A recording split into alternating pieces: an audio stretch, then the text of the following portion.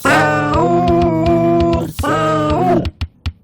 Sahur, sahur. Sahur, sahur. Asik-asik, guys. Cerdan, cerita Ramadan. Kembali lagi bersama saya, Muhammad Kopit, di Cerdan Cerita Ramadan.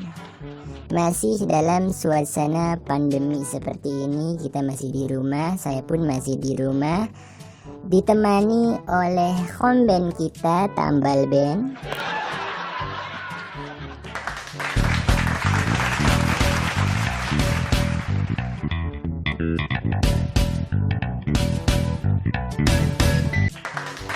Dan kali ini di studio sudah hadir penonton yang selalu setia mendengarkan Cerdan. Luar biasa sekali. Ya, di masa COVID seperti ini, di masa pandemi seperti ini, tentu puasa menjadi suatu hal yang bisa jadi membosankan ketika kita tidak mempunyai kegiatan-kegiatan yang bisa menghabiskan waktu puasa kita selain beribadah tentunya, karena beribadah itu wajib. Jadi saya akan beritahu kepada Anda bagaimana caranya kita membuang waktu kita ketika kita sedang berpuasa di masa pandemi seperti ini.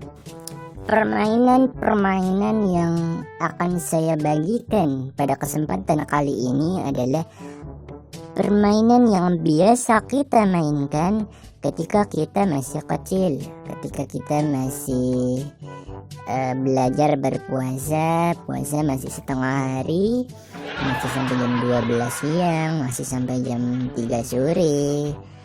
Ya pokoknya ketika kita masih kecil lah. Permainan pertama yang saya sarankan ketika Anda berpuasa yang bisa Anda mainkan, pertama adalah adu gambar. Adu gambar ini mungkin untuk Anda yang tidak tahu apa itu adu gambar.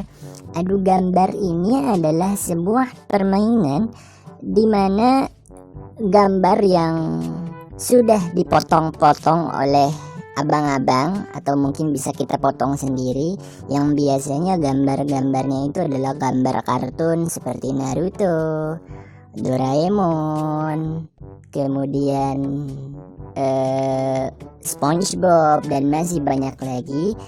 Dan adu gambar ini banyak sekali jenisnya. Anda bisa memainkan adu gambar ini dengan digepok.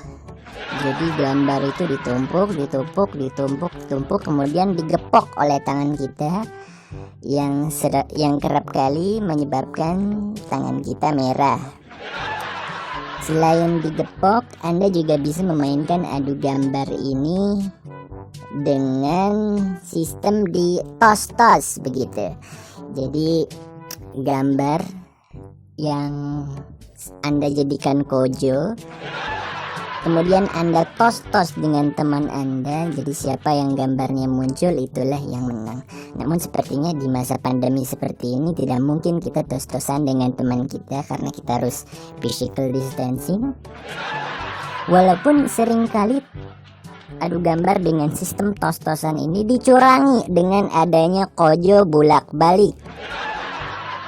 Dimana kojo bulak-balik ini adalah sebuah strategi untuk membuat kedua sisi gambar itu muncul, sehingga kita akan selalu menang kalau tidak ketahuan. Kemudian ada juga suatu sistem adu gambar yang bernama dibanting. Jadi gambar itu kita banting ke tembok, sama seperti di tos-tos, yang muncul itulah yang akan menang, seperti itu. Kemudian permainan kedua yang akan saya beritahu kepada pendengar tidak lain dan tidak bukan adalah permainan yang berhubungan dengan dunia otomotif. Permainan ini bernama Tamiya. Di permainan Tamiya ini sangat mengajarkan kita untuk bisa strategis, karena permainan ini mengharuskan kita memodifikasi Tamiya kita, seperti misalnya dinamonya harus benar-benar digulung dengan padat. Saya pun seperti itu ketika saya bermain Tamiya dulu. Saya gulung dinamonya, saya gulung jadi telur gulung. Kemudian baterainya juga macam-macam, ada baterai yang dicas, ada baterai yang dibeli di warung, karena pada saat itu belum zaman power bank sepertinya, jadi masih memakai baterai cas saja begitu. Dan seringkali kita melihat para pemain Tamiya ini membuka cover dari mobil itu supaya jalannya bisa lebih cepat karena ringan begitu, tidak ada covernya. Mungkin ini juga diterapkan oleh pembalap motor drag zaman sekarang, sehingga motor drag sering sekali tidak terlihat seperti motor tapi lebih terlihat seperti sepeda begitu, supaya jalannya bisa cepat karena ringan. Dan permainan Tamiya ini sangat mudah untuk dimainkan karena kita tidak perlu membeli track untuk balapan karena sudah disediakan oleh abang-abang. Kita juga tidak perlu pergi ke sirkuit Sentul, tidak perlu pergi ke sirkuit Sepang untuk melaksanakan perlombaan karena itu berlebihan. Cukup di track yang sudah disediakan oleh abang-abangnya saja. Kemudian permainan selanjutnya yang saya sering mainkan juga ketika saya kecil adalah Crash Gear atau Garuda Eagle. Kalau tadi Tamiya itu lebih ke balapan, Crash Gear ini mobil juga tapi diadu begitu mobilnya. Jadi mirip-mirip seperti sabung ayam lah kurang lebih. Saya pernah bermain Crash Gear ini diadu dengan mobil teman saya. Kemudian saya digerebek oleh Satpol PP karena dikira sabung ayam, padahal bukan, ini Crash Gear ya, atau Garuda Eagle. Kemudian permainan selanjutnya yang bisa dimainkan ketika puasa, ada juga permainan yang mengajarkan kita tentang keuangan, yaitu monopoli. Permainan ini sangat cocok sekali dimainkan untuk puasa karena bisa dimainkan oleh banyak orang gitu, sangat seru lah. Bisa dimainkan oleh 2 orang, bisa dimainkan oleh 3 orang, 4 orang, 5 orang, itu bisa. Bahkan saya pernah bermain satu kecamatan dalam satu ruangan, itu seru sekali. Dan lama permainannya juga relatif lama, jadi kita bisa menghabiskan waktu puasa kita sehingga tidak terasa tiba-tiba buka puasa saja. Saya juga pernah bermain ini jam 7 pagi ketika saya puasa dan selesai itu ketika Idul Adha, saking lamanya.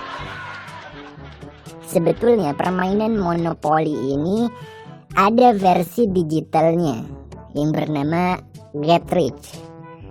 Cuman Get Rich ini agak aneh karena di permainan itu kita bisa melihat dadu punya skill. Jadi orang yang memiliki keberuntungan itu tidak terpakai ketika kita bermain Get Rich karena dadunya punya skill. Jadi percuma Anda beruntung, percuma Anda mempunyai keberuntungan yang tinggi kalau Anda bermain Get Rich karena keberuntungan Anda tidak akan terpakai. Seperti itu. Demikianlah permainan-permainan yang bisa Anda mainkan di saat puasa berbarengan dengan pandemi seperti ini. Mungkin Anda bisa memainkan salah satu di antara permainan-permainan yang sudah saya sebutkan. Jangan lupa Cerdan Cerita Ramadan ini bisa didengarkan di Spotify, di IGTV, dan juga di YouTube. Untuk Anda para Prattle Friends yang mempunyai pertanyaan terkait dengan puasa, terkait dengan cara kita menghabiskan waktu ketika pandemi dan di rumah saja seperti ini, mungkin bisa ditanyakan, asal jangan tanyakan terkait dengan masalah ekonomi makro karena itu bukan lingkup saya. Saya tidak bisa menjawab karena itu bukan kapabilitas saya. Terima kasih, mungkin sekian yang bisa saya sampaikan. Wassalamualaikum warahmatullahi wabarakatuh.